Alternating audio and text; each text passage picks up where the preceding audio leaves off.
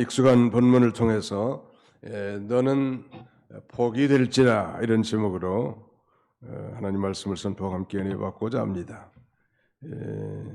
하나님께서 아브라함에게 복이 되게 하겠다는 You shall be a blessing.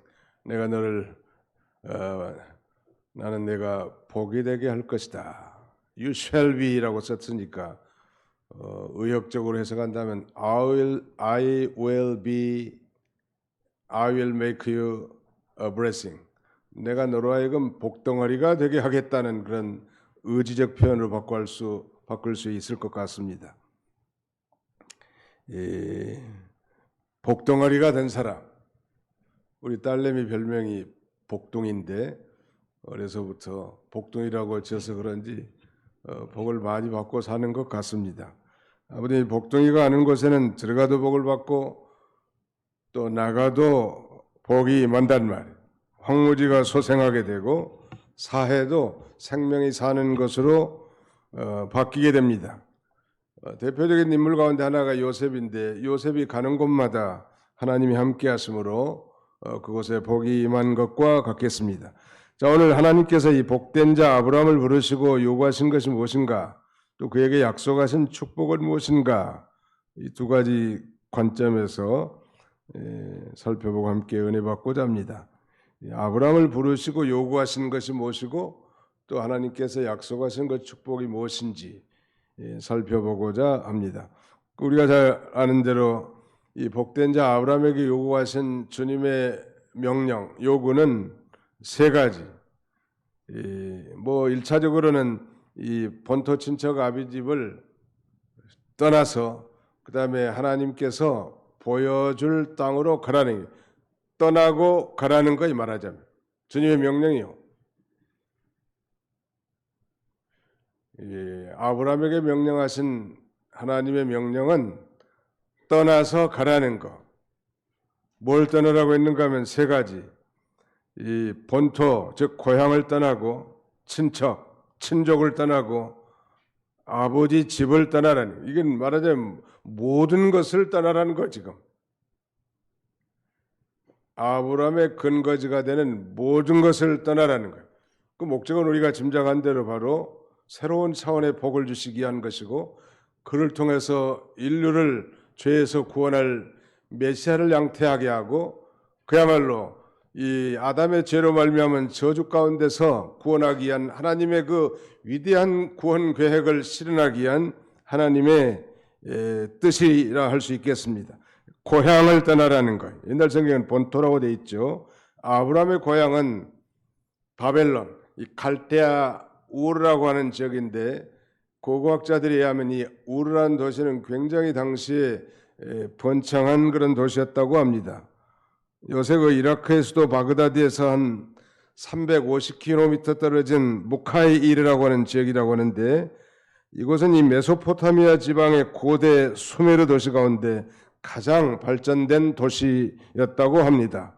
아브라함은 바로 이 갈대아 우르에서 하나님의 거룩하신 소명, 즉 부르심을 받아 이제 선민 이스라엘 국가의 국조, 시조가 된 것입니다. 여호와 하나님께서는 아브라함에게 말하자면 새로운 차원의 복, 언약 백성에게 약속한 복된 삶을 살기 위해서 지금 익숙한 고향 땅, 본토, 친척, 아버지의 집을 떠나라고 이렇게 말씀하는 거예요. 그리고 하나님께서 보여줄 땅으로 가라고 한 것입니다. 고향을 떠나라고 하는 영적인 의미는 자기 중심으로 사는 삶을 떠나라, 그런 말이에요. 우리가 이 하나님의 신령한 복을 받기로 작정된 자고 그 일에 참여한 자가 됐는데, 자기 중심에 사는 사람들은 이런 복을 누리기 어려워요. 하나님을 위하고 하나님 중심으로 삶을 살아내. 자기 중심에서 이제 하나님 중심으로 삶을 돌이켜야 된다는 거예요. 하나님께서는 바로 아담의 죄로 말미암아 이 진노 가운데, 멸망 가운데 있는 인류를 구원하기 위해서 아브라함을 먼저 부르시는 거예요. 그리고 고향을 떠나라는 거예요. 고향 떠나면 죽는 줄 아는 사람들도 많아요. 내가 죽으면 반드시 고향에다 묻어달라고 할 정도로 우리 한국 사람들 특별히 강한데, 아무튼 하나님께서는 이 셈 계통의 한 가계를 선택해서 아브라함을 부르시고 말하자면 이 위대한 과업을 시작하려는 거예요. 두 번째는 친척을 떠나라는 거예요. 친척을 떠나라는 영적인 의미는 인정선을 초월하라는 말이에요. 인정선. 사람들이 그 인정에 이끌려 가지고 잘못 그 보증을 섰다가 비참하게 되는 일들도 참 많습니다.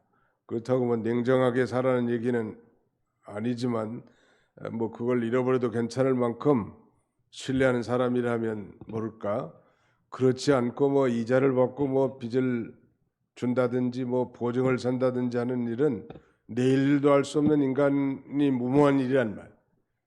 인정선을 끊을 때는 단호하게 끊는 것이 이 주님을 쫓아가고 새로운 사명과 축복에 참여하는 원동력이 됨을 우리에게 시사해 주는 것입니다. 창세기를 크게 두 번으로 나누면 앞에 1장부터 11장 전반부와 후반부 12장부터 15장 50장까지 이렇게 나눌 수 있는데, 학자들은 소위 창세기 12장 1절로 3절을 소위 The hinge verse라고 합니다.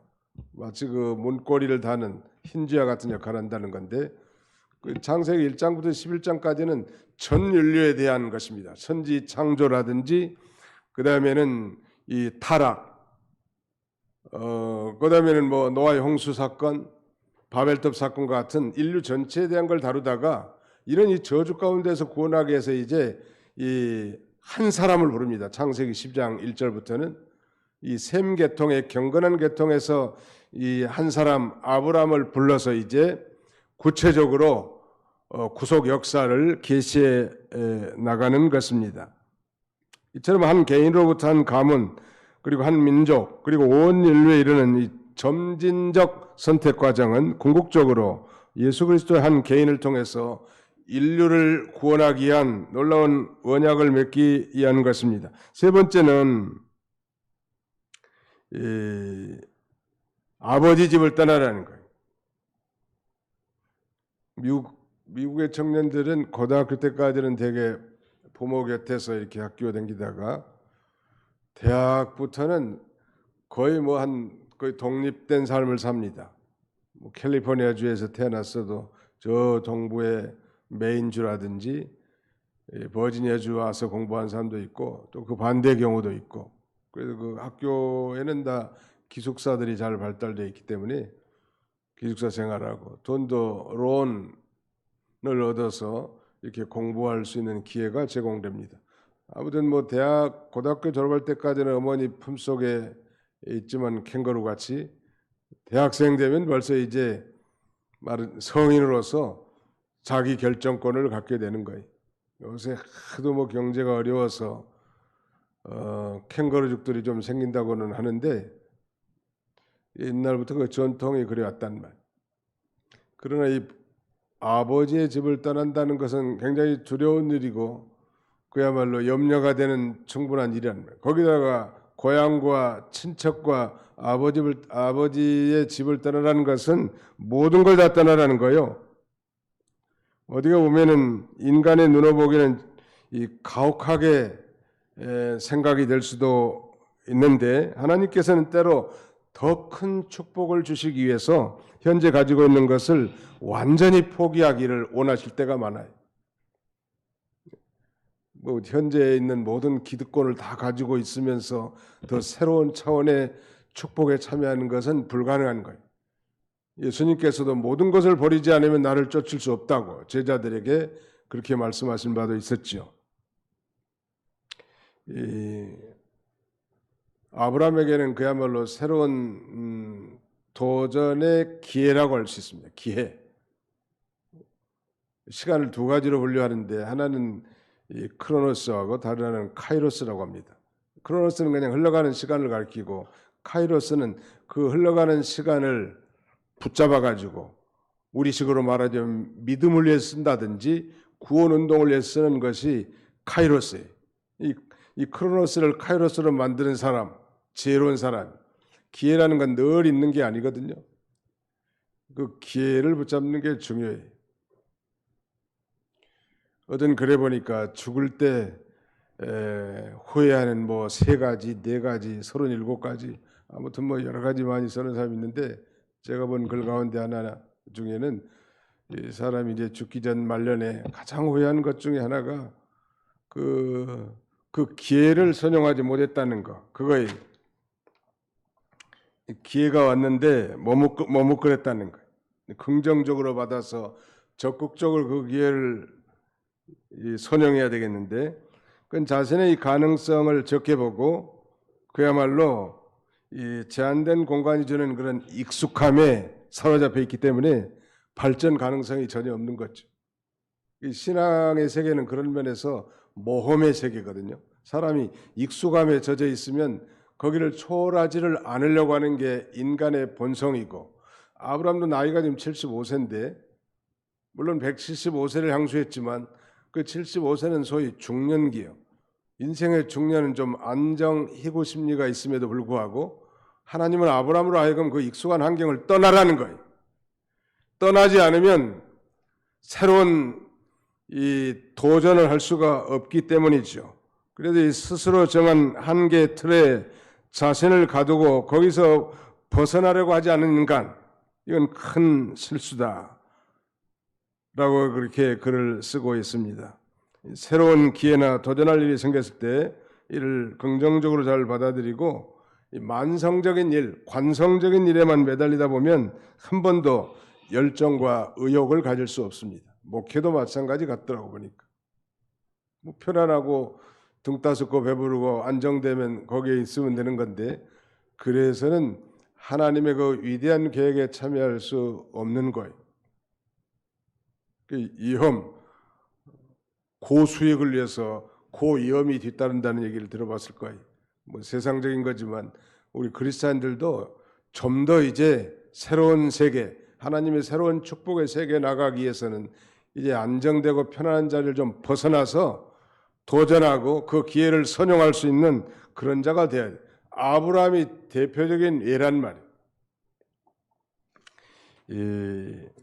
그렇다면 이제 그 아버지 집은 어떤 집이었는가 그걸 한번 찾아보고 넘어가겠습니다. 여호수아 24장 아브라함의 아버지의 집은 어떤 집이었는가? 여호수아 24장 2절로 3절 여호수아 제24장 2절로 3절을 같이 한번 읽어보겠습니다. 시작.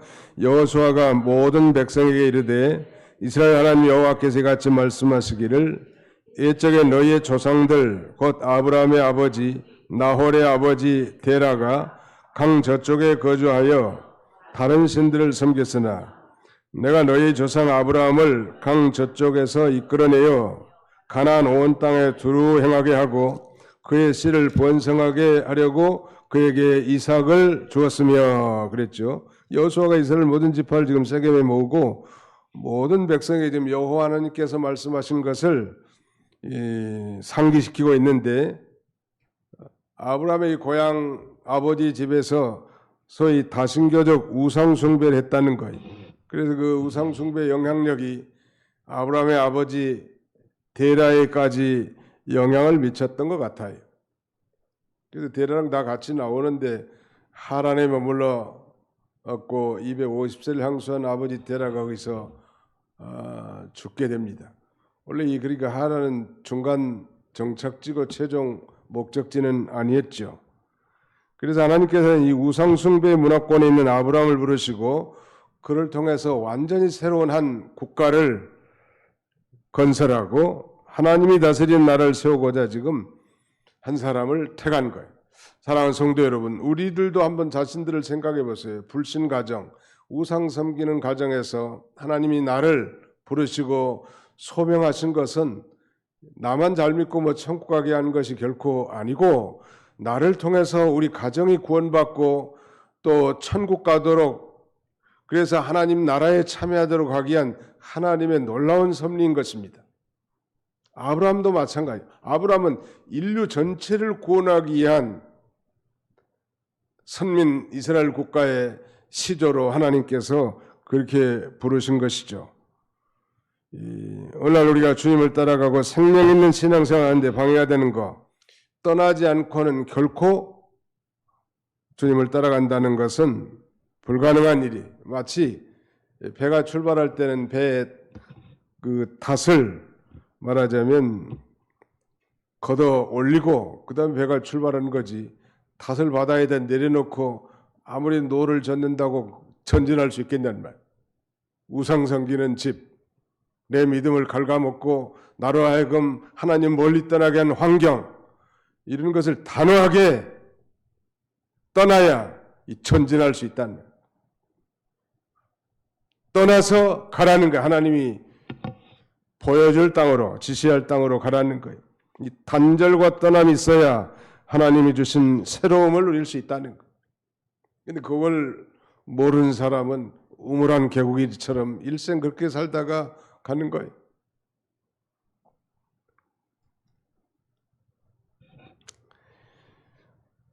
본론적으로 이 복된 자에게 그럼 약속한 축복이 무엇인가? 하나님께서 성도를 부르신 목적은 복을 주시기 위한 것입니다. 오늘 본문에도 복이 한 5번이나 언급되어 있는데, 물론 이 복은 이 물질적인 복도 포함되겠지만 더 중요한 것은 영적인 신령한 복이에요. 에베소 1장 3절 이하에 나온 대로 성부 하나님께서 우리를 선택해 주시고 성자 예수께서 우리를 구속해 주시고 성령 하나님께서 우리를 인쳐 주신 목적은 우리로 하여금 신령한 복에 참여하기 위한 거란 말이에요. 아브라함 부르신 목적도 그거예요. 영생의 복, 천국의 기업을 상속하는 그런 복, 하늘나라 가서 영원히 사는 지극히 큰 복을 주시기 원하신다는 말이에요. 그러므로 하나님의 부르심에 순종하는 것이 중요해요. 하나님의 약속을 절대 신뢰하고 이제 하나님이 보여줄 땅, 우리는 이미 저 하늘 가나안 땅을 향하여 이 순례의 길을 힘차게 걸어가야 된다. 잠깐 언급한 것처럼 죽기 전에 사람들이 후회한 일들이 참 많이 있는데, 바로 이 기회가 왔을 때 그 기회를 잡지 못하고 뭐뭐 했으면 좋았을 걸, 껄껄하다가 껄껄 죽는 거예요. 좀 더 사람들을 사랑하지 못한 걸 후회한다고 합니다. 또 한 가지는 좀 더 그 사람들에게 베풀지 못한 걸 후회한다고 합니다. 제가 볼 때는 한 60대까지는 열심히 벌고 재산도 좀 모으고 60살부터 60 이후부터는 이제 계속 베풀고 선행을 하는 것이 참 좋지 않겠나 싶습니다. 부지런히 베푸는 사람이 지혜로운 사람이고 후회함이 없는 인생을 살 수 있는 거예요. 60, 70이 넘었는데도 뭐 악착하지 모으려고만 하고 눈이 벌게 가지고 부동산이나 쫓아다니고 어리석은 사람이에요. 내가 아는 어떤 부인 집사님은 암에 걸려가지고 말기 암인데, 아니 치료받는 가운데 부동산 찾으러 다니더라고. 얘라이 정신이 얼마 나갔잖아요. 하나님이 좀 뭐려고 자신을 불렀는지 좀 생각하고 어떻게 살아야 될지를 좀 정립해야 될 그런 나이인데도 불구하고, 그런 환경인데도 불구하고 전혀 그런 의식이 없어요.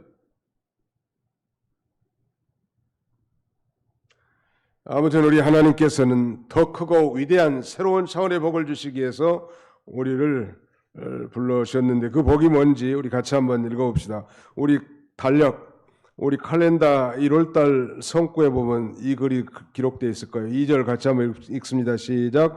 내가 너로 큰 민족을 이루고 내게 복을 주어 내 이름을 창대하게 하리니 너는 복이 될지라. 내가 너로 큰 민족을 이루고 내게 복을 주어 내 이름을 창대하게 하리니 너는 복이 될지라. 세 가지.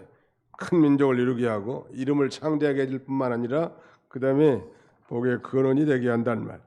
큰 민족을 이루게 하신 거예요. 리빙 바이블에 보면 문도에 내가 그렇게 하면 if you do 라는 말이 복이 되어 있는데, 신앙이라고 하는 것은 우리가 배운 대로 이 믿을 수 없는 걸 믿고 할 수 없는 걸 하고 바랄 수 없는 중에도 바라는 것이 신앙 아닙니까?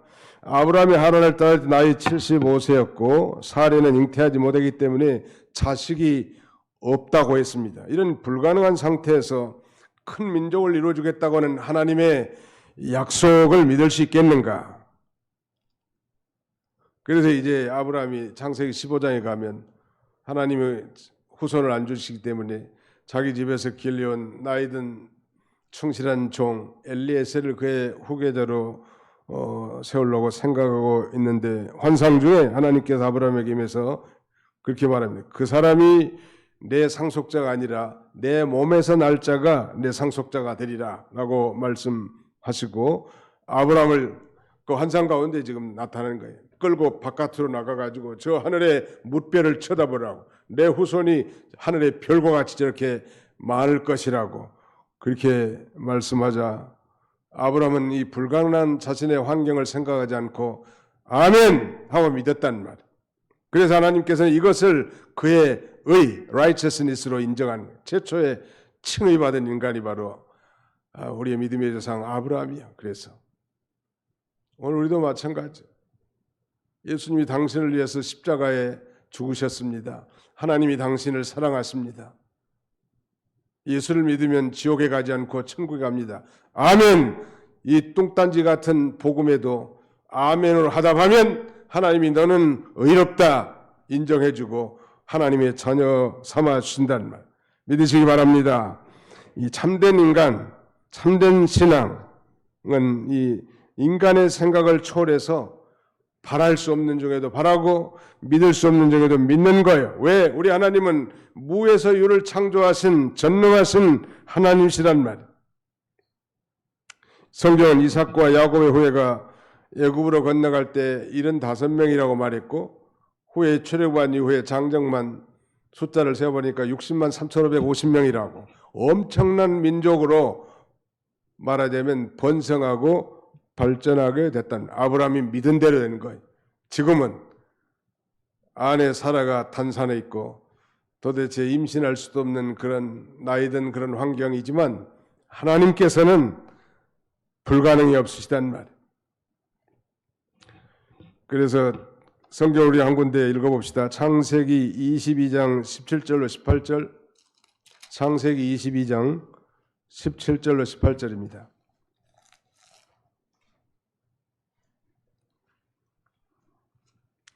창세기 22장 17절로 18절 시작.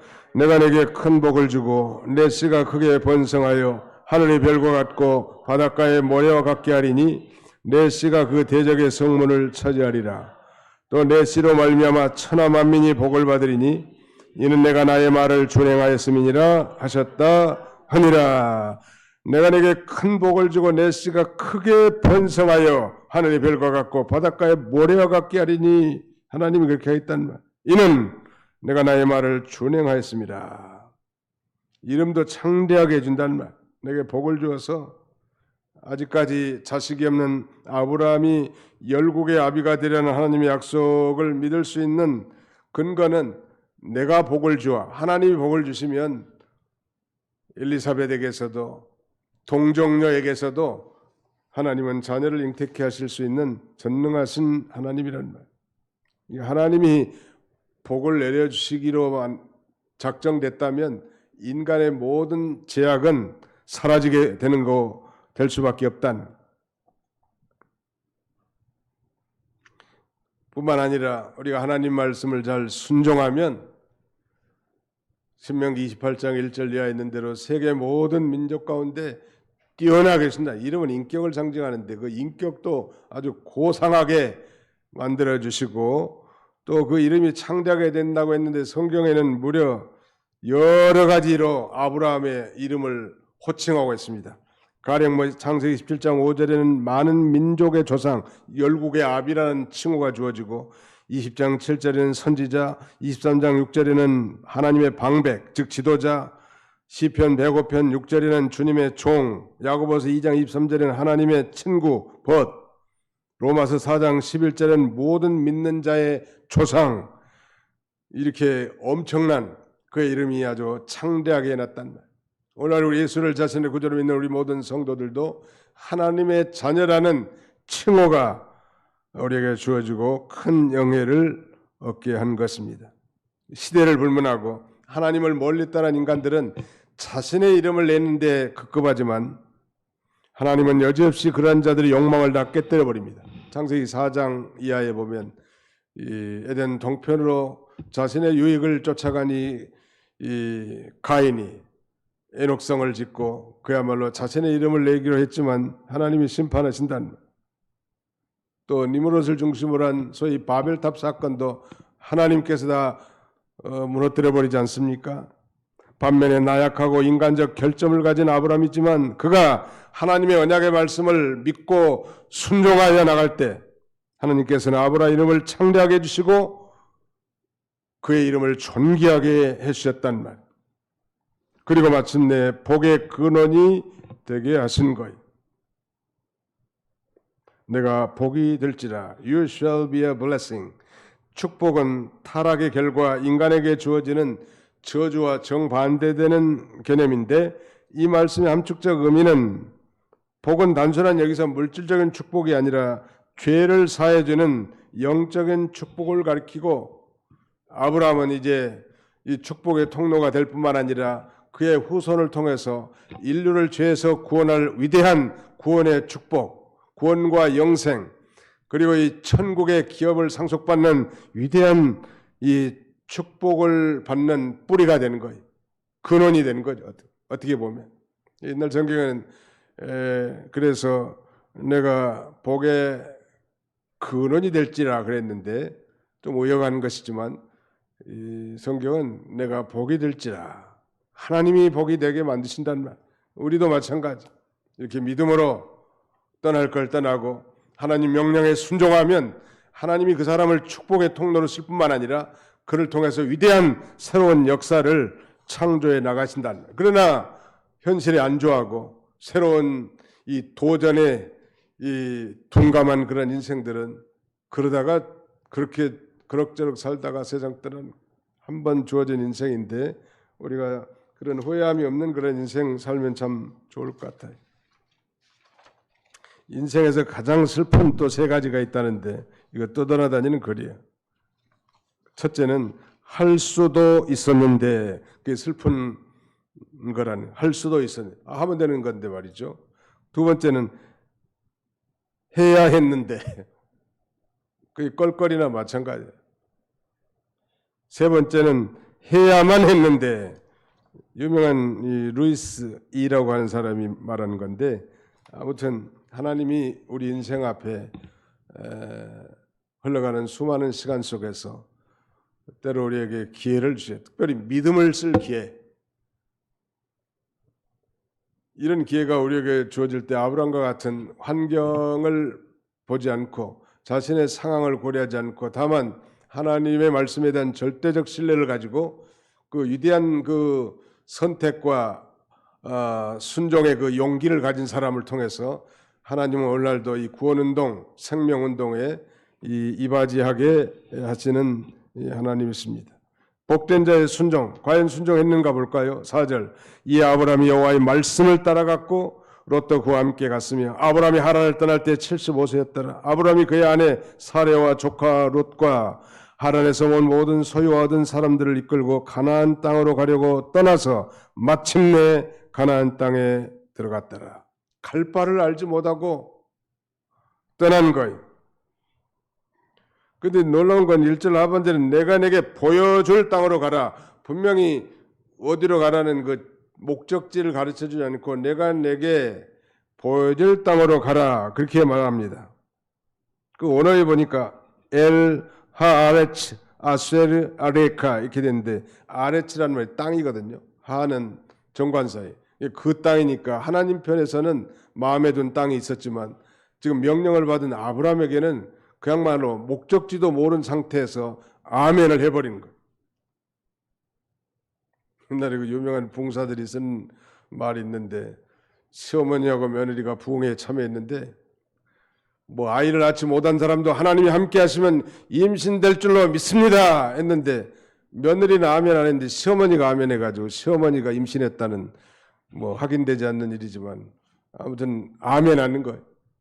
하나님의 말씀은 그만큼 믿을만하고 하나님의 말씀에 대한 이 절대적 신뢰가 믿음이 그로 하여금 순종을 작동하게 하는 거예요. 그러니까 아브라함의 순종은 믿음으로 말미암은 것입니다. 교회에서 아무리 연보를 강조하고 출석을 강조하고 봉사를 그런다고 되는 건 아니에요.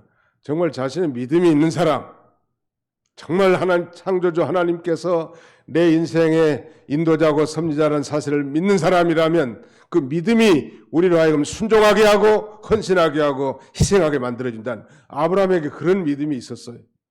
그의 믿음이 그로 하여금 발걸음을 미지의 땅, 저 가나안으로 향하게 하는 거예요. 그의 직업은 목축업이니까 얼마나 우양들이 많았을 거예요. 우양들을 몰려면 수많은 일꾼들과 종들이 필요했을 거고, 엄청난 우양과 많은 종들과 또 종의 그 가족들까지 이끌고 저 한 480km나 떨어진 하란에서 가나안 땅까지 가는 길은 두렵고도 험난한 인생길인데 믿음으로 가는 거예요. 우리가 새해 아직 한 달 이제 막 지나갈 시점이지만, 금년 한 해 우리 앞에 어떤 일이 우리 앞에 닥칠지 모르지만 이런 믿음을 가지고 발을 내디딜 때 하나님이 역사한다는, 계산이나 해보고 환경 따지고 이것저것 보면 거기에 머물러서 오히려 현상 유지도 안 되고요, 퇴보하는 거예요. 나로 하여금 믿음을 퇴보하게 만드는 사람을 떠나란 말이에요. 전진하는 거예요. 그런 환경을 떠나서 아브라함처럼 용단을 할 때 우리 하나님께서는 그걸 기뻐하시고 그를 통해서 위대한 하나님의 역사를 이루어 나가시는 것입니다. 결론, 아브라함은 하나님의 말씀을 순종해서 우리가 배운 대로 고향과 친척 그리고 아버지의 집을 떠나 하나님이 보여줄 땅으로 가게 하십니다.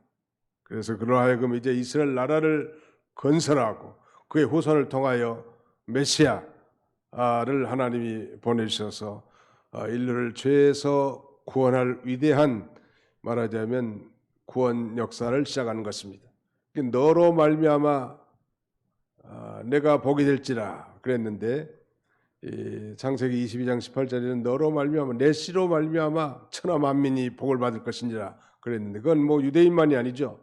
이방인도 다 들어가는 것이고, 아브라함의 후손을 통해서, 즉 이 아브라함의 후손, 즉 여자의 후손 마리아에게 잉태한 예수 그리스도를 통해서 죄에서 구원받고 이 신령한 축복에 참여할 자가 하늘의 별과 같이 바닷가의 모래와 같이 많아지게 될 것을 예수님이 오시기 약 2000년 전에 아브라함을 부르시고 그와 언약을 체결하게 된 거예요.